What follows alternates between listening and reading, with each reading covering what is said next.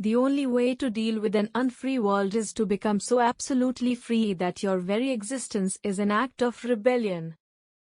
Without freedom, no art. Art lives only on the restraints it imposes on itself, and dies of all others. A man's work is nothing but this slow trek to rediscover, through the detours of art, those 2 or 3 great and simple images in whose presence his heart first opened. He who despairs of the human condition is a coward, but he who has hope for it is a fool. Every act of rebellion expresses a nostalgia for innocence and an appeal to the essence of being. We continue to shape our personality all our life. If we knew ourselves perfectly, we should die.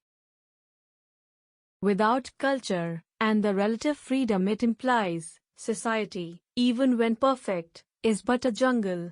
This is why any authentic creation is a gift to the future. We get into the habit of living before acquiring the habit of thinking. In that race which daily hastens us towards death, the body maintains its irreparable lead. It is a kind of spiritual snobbery that makes people think they can be happy without money. There is in me an anarchy and frightful disorder. Creating makes me die 1,000 deaths, because it means making order, and my entire being rebels against order. But without it I would die, scattered to the winds. In order to exist, man must rebel, but rebellion must respect the limits that it discovers in itself, limits where minds meet, and in meeting, begin to exist. We used to wonder where war lived, what it was that made it so vile. And now we realize that we know where it lives. Inside ourselves.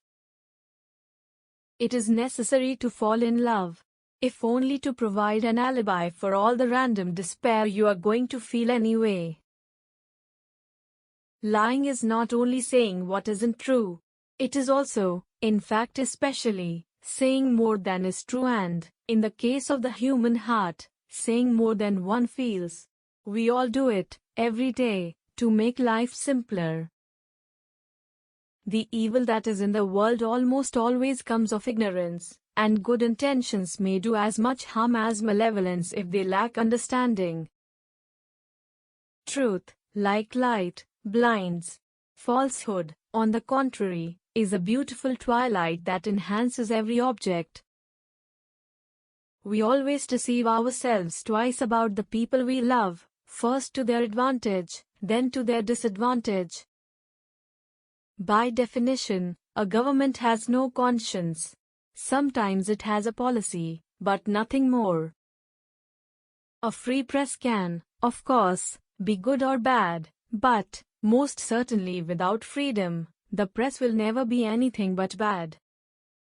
The modern mind is in complete disarray. Knowledge has stretched itself to the point where neither the world nor our intelligence can find any foothold. It is a fact that we are suffering from nihilism,